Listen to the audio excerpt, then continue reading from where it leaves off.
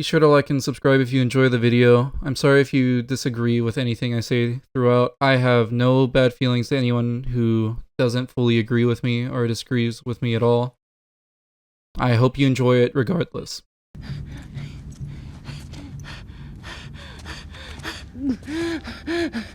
Joel, get up. Joel, fucking get up. Please stop. Please don't shoot. Joel, please get up.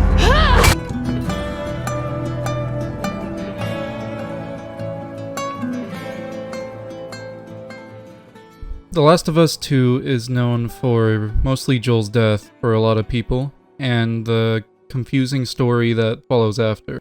They justify his death by going over the events of the first game, particularly near the very end, in which they put Ellie under, or they take her straight from being knocked unconscious after nearly drowning, put her on the operating table, don't even ask her if she wants this procedure to happen on her. Joel learns that, you know, the procedure is going to kill her. And speaking as someone who has played the first game and grew very attached to their dynamic and just Ellie in general, I personally myself, in the same situation, would do the same thing Joel did, which is literally murder every single person in the building that he could.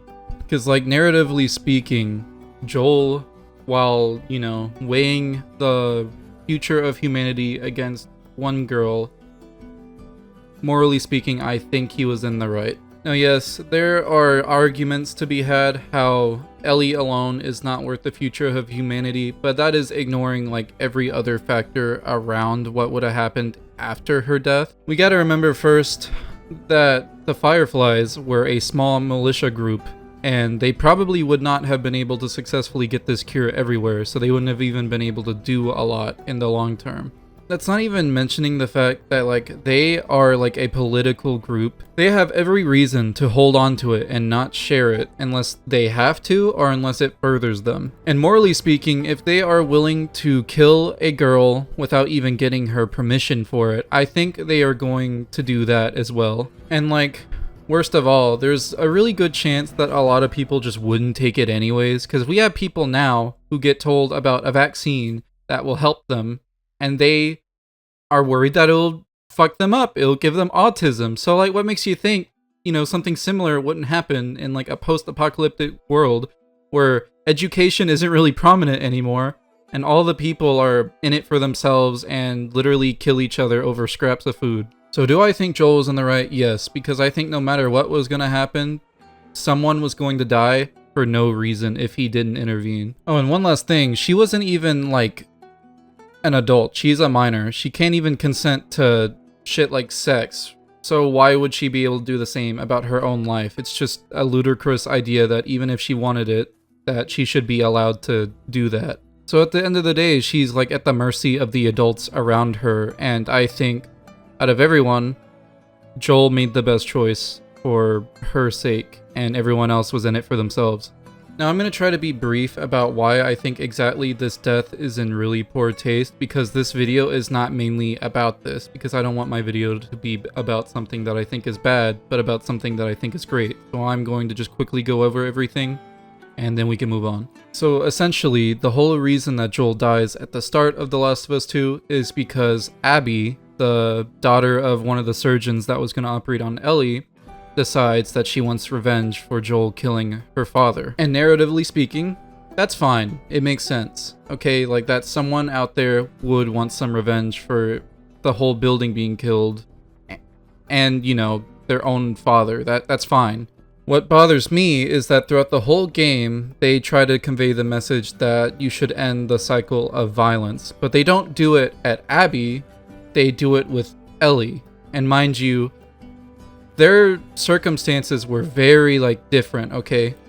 Abby's father was a surgeon perfectly willing to kill a child to further their own goals. It's intertwined with the brain. There's no other option. There has to be some other way. There's no way to remove the specimen without destroying the host. The host? She's a child, not some petri dish. You think I don't... I'm aware of the situation. And you're okay with killing her? No, I'm okay with developing a vaccine that'll help save millions of lives. How many Fireflies have died for less? That was their choice. Are you asking me? Or are you telling me this is how it's gonna be? I am begging you to buy in. And what if this was Abby? Look, everything that we've been fighting for, all the sacrifices, all of the horrific, all of that is justified with this one act. If this was your daughter, what would you do? Albeit it was under the guise of saving humanity. Though they do not ask for her permission, they are going to do it while she is knocked out and cannot consent. Joel comes in, sees them on the table, kills the surgeon who is actively trying to prevent him from saving Ellie.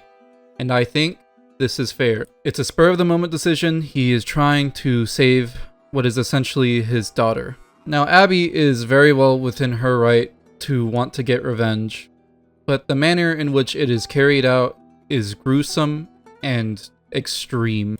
And now it is important to mention that because the whole game is trying to make it look like an equal exchange. Like, this is deserved. Ellie should be fine with this, that she needs to just end this cycle. But Ellie's motivation for revenge is way stronger than Abby's ever could be, because she watched it happen. She was in the room watching this cruel human being, in her mind, beat Joel to death, and not even like a quick death or anything. She was beating his body, and the final blow was to his head. So she was literally trying to make him suffer as much as she could in front of essentially his daughter. And the death itself is just outright awful to watch. And I get that is the point, but you can do something in a manner in which it is respectful, but also tragic. Joel, in some sense, should have died in service to Ellie, not to push the story forward just so Ellie has a reason to go kill a bunch of people. Joel's death was not for an artistic reason to enhance the story or anything. It was literally there for shock value, and only shock value. He literally saves a group of strangers, goes into a room with them to get away. They learn his name because he carelessly gives it away, which is out of character for a man who runs over a guy because he knows it's a trap and doesn't trust him. Gets his fucking kneecaps blown off, dragged against a wall, and like I mentioned before, he gets beaten very slowly to death while his daughter figure watches it happen. Sure, it fits for the setting, it's brutally realistic, and it's definitely shocking, but I don't think it enhances anything. It just feels like a way to push the story forward, and that's kind of a problem. A character death should be symbolic of something, but this isn't. It's just shocking. What is this mark? Not even like 2 hours into the game. Sure, it moves the story forwards, but all it leaves is hatred for literally every character involved with the murder, and sympathy for Ellie. So if you were wanting to try and get the message across that Ellie needs to be the one to end the cycle, you started it off on a really bad note. Overall, all the details surrounding the death are bad. Like, there is nothing good about this situation. Which, you know, it's bad in the story because it needs to be, but like story-wise, it's also just poorly done. There is no room for interpretation throughout the rest of the game that these people do not deserve what is happening to them. It genuinely feels like a story that didn't even need Joel to die to be told. It could have been a story about Abby ending the cycle. It didn't have to be about Ellie doing it, because no matter how you spin it, Ellie has every right to get her vengeance, because the manner in which his death was carried out was so fucked in general. Like, think about it. It is a room of people who have firearms, and all they had to do was just shoot him. It would have been over in like a few seconds. And I get it. The character who wanted revenge was very angry and upset. It was going to be brutal. But in all fairness, her dad wasn't even killed in that much of a brutal fashion compared to Joel. He was stabbed in the throat and died in seconds. Anyways, yeah, I'm gonna end my whole discussion on The Last of Us Part 2, Joel's death just being really callous and not really well handled. Because there are better ways to kill a character and still have the player sympathize with the opposing character. Now, I'm going to give a warning for people. What I'm going to talk about next is a game that was released way more recently, and I don't think you should continue if you're worried about spoilers. The game in question, and I do say if you're even worried about like the possibility of the insinuation of this video spoiling the game, like it's literally a character death. I don't think anyone would want that. Just leave right now, especially if you're playing a game where you even have this idea if that character's gonna die. So I'm gonna say the name of the game. It is Expedition 33. Now that you know the title of the game, I'm going to give you another chance to leave, because it is a really good game. Like, it's genuinely one of my favorite games ever, if not my favorite, honestly. I honestly love this game, and it would really be heartbreaking to me if someone out there had their experience changed drastically just because they learned of something really important in this video. So I will give you a chance to leave. Now that you've been given that chance, because I've been rambling, I am now going to discuss what happens. Wanna throw one more rock? The others are waiting, but... You might reach her. Okay.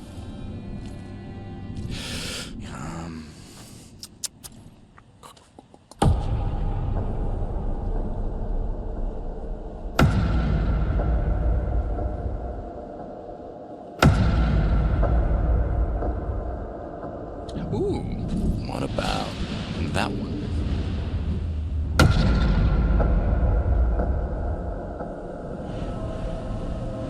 Does it really matter?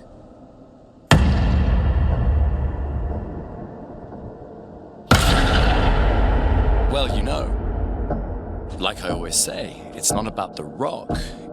It's more about... Gustav.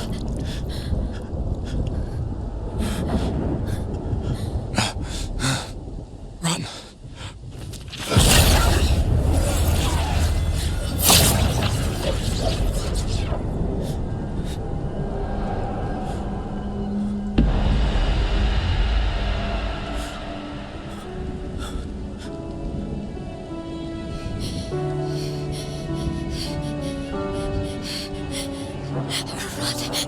Please run.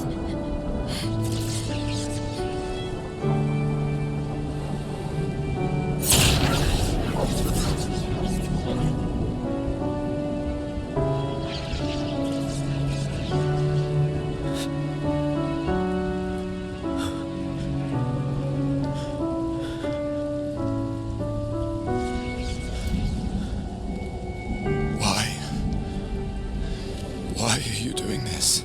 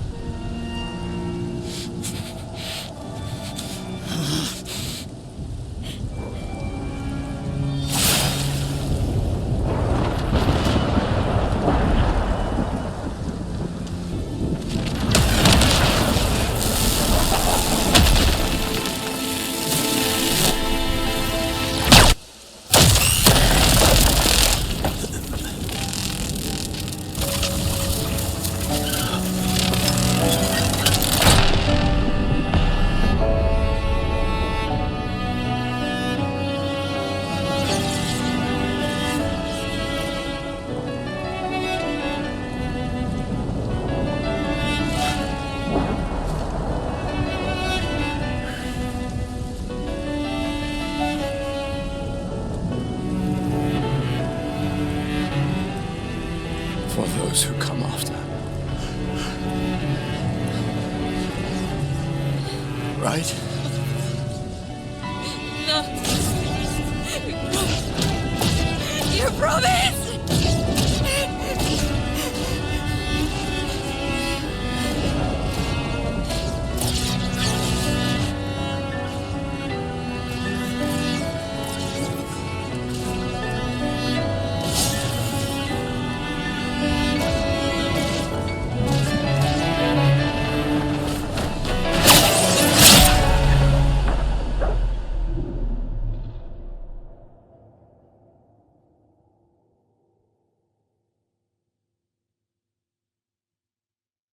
Now, the reason I showed you a really long cutscene about the death of this character is because I think it was really important to show you as much as I possibly could so you could understand the tone and execution of it.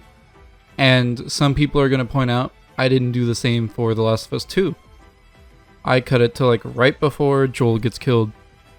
And the reason I do that is because it makes the scene look better if you don't see everything before that. You can look it up if you want, but essentially he gets his leg blown off by like a shotgun, and then he gets picked up while his leg is bleeding, dragged against a wall, and it's just really cheesy how like much Abby gets enjoyment out of this. So like I genuinely think it makes it look better if it just looks like they did it and left. But if you really want to see it, go look it up. Now the reason I made this video is because I realized that Gustav and Joel line up surprisingly well next to each other when it comes to the whole being a father figure and having your daughter figure witness your death. And I kind of thought that, you know, it'd be really interesting to compare the two deaths of each character because they both die in front of him, like I said. So yeah, I'm gonna go into why I think Gustav's death is just infinitely like better. Like it's better executed, it is respectful to the character, and it is really like it's a beautiful death. Like if there was any way for him to go, I think this is like the best way they could have done it. So Gustav, he dies protecting Mael. That is one of the biggest differences in this death. And it is made pretty clear that he could have survived if he did run, if he tried to leave, or if a different character made a different choice. But because of his character and for his love and care of Mael, he sticks around to try and save Mael, and that is why he dies. It is not because a bunch of people drag him and beat him to death, and then Mael shows up and watches it happen. He does it for Mael, not in spite of the people around him. The manner of death is quick and efficient. The character killing him just wants him dead. They aren't beating him to death. You are not forced to watch this character you love be tortured for shock value. He dies, and the events around that death draw out the sadness instead of the death itself. And the buildup is more evident. There are several conversations throughout the game that make it pretty clear that Gustav himself doesn't think he will be moving forwards. And I mean, it's literally prominent in one of his main quotes, "For those who come after," because his whole character is in service of the people who will come after him. And the characters that do are Mael and the rest of the group. And the very man who kills him, they meet at the beginning of the game, and it is made very clear that if they run into him again, it is not going to go well. And it is also made very clear to us that we will see him again. So his death was something that was foreshadowed many times throughout the game. And like I said earlier, it is more than to just continue the story. The rest of the expedition are still focused on trying to stop the Paintress, and that is still their main goal. But Mael, like the player, is now wanting to do it because they want to kill the man who killed their father figure or their favorite character. So not only does it continue the story, but it shifts the like role of main character from Gustav to Mael so seamlessly, because our intentions, like what we want to do, starts to line up really well with Mael's at this point. And that fits really well with the theme of Gustav's character. He passed the torch so that Mael could continue. For those who come after, it fits. It was going to happen. And it wasn't for shock value, it was to enhance the rest of the story. It wasn't just to continue it. He could have very well have survived till the end of the game, but he didn't. And it made everything around it way more interesting. Like particularly him asking why this guy is doing all of this to them, why he's killing expeditioners, is the transition between Act 1 of the game, where the whole thing is just an adventure to try and stop the Paintress. Sure, you can say the same about the rest of the game, but it is a very different like mood and feeling throughout the first act of the game. And asking why they're doing this he is transitioning the player into a state of mind that is better for the next act of the game and better to suit Mael, who also has a lot of questions about what is going on. Because realistically, through a lot of Act 1, the characters are not really trying to think about that. They just want to stop her to save everyone else, like the Paintress. So in him asking this question right before his death, it is bringing that in mind to the player if they aren't already thinking of it, because you would want to know why this is happening to what could be your favorite character as well. So it once again reminds us that Gustav is the main character of Act 1. He was us, his intentions lined up with ours, and then after that, they line up with Mael's. So we are able to just transition seamlessly into the next act of the game without him. And not a single time throughout the game do they really try to guilt you into feeling bad for the other side. Instead, they, throughout the course of the story, change the perspective in which you viewed things naturally. When you get the rest of like the story, like the other side that you don't know, it becomes pretty clear that the other character's reasons for doing things was valid. Like, their reasoning, there's nothing wrong with it. It is perfectly fine, and the manner in which they carried it out was not for a hatred of someone else, but for a love of someone they care about. So, in the same sense that Gustav sacrificed himself because he loved Mael, the other person decided to sacrifice Gustav because they loved someone too. And to build even further on like the transition from Gustav as the main character to Mael, by Act 3, the player knows pretty much everything that's going on. Well, a decent amount anyways, not like everything. And Mael by that time also knows that.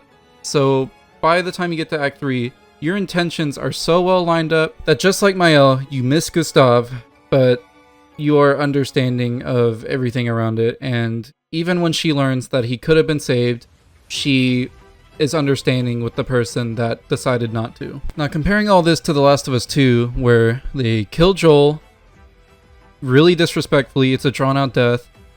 It doesn't really do anything other than just move the story forwards. Like, we don't really get a transition into Ellie being the main character. It's just kind of, it happens. And also, might I add, you play as Abby as well, and there's not any real good transition into that either. So, you play as Ellie, you continue the game trying to get revenge, and by the end of the game, your intentions are out of line with Ellie's. Because by the end of the game, there is not a single person who doesn't want Ellie to kill Abby, if they're thinking of the game in a realistic manner, and they aren't just completely forgetting what actually happened. I understand that Abby as a character could be interesting, and I could understand how some people at the end might be glad that Ellie spares her, but the game did not do the work to earn that. And it just drives me crazy that this death that I witnessed years ago of a character that I loved was done better many years later in Expedition 33. It was all there. I know some people are going to disagree, say that Joel's death was a good one and that it was really great for the story. It wasn't just shock value. And there are going to be people who say that, well, Gustav's death was actually just shock value and it is actually bad. That is okay. People can like different stories, and there's a pretty good chance that maybe I'm biased because I don't really like that kind of story that The Last of Us 2 was trying to tell. I just felt like it was condescending and it didn't really earn the message that it was trying to preach, because Expedition 33 did it better. It was handled with more eloquence and grace. It was beautiful, and it wasn't even the main part of the game either, like the whole vengeance part. The whole like theme of the game is just dealing with death. And the developers of The Last of Us 2 didn't even have the grace to have Ellie have some kind of like conclusion to her feelings about Joel's death. It just ends with her as a shell of her former self. And that could be the story that they want to tell.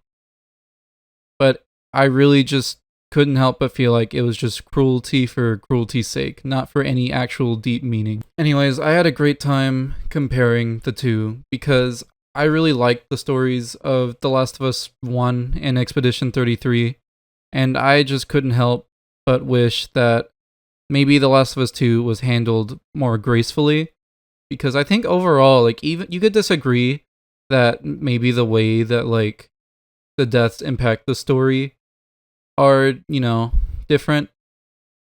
But I think it's pretty hard to disagree with the fact that they really did not have to torture a beloved character in front of another beloved character.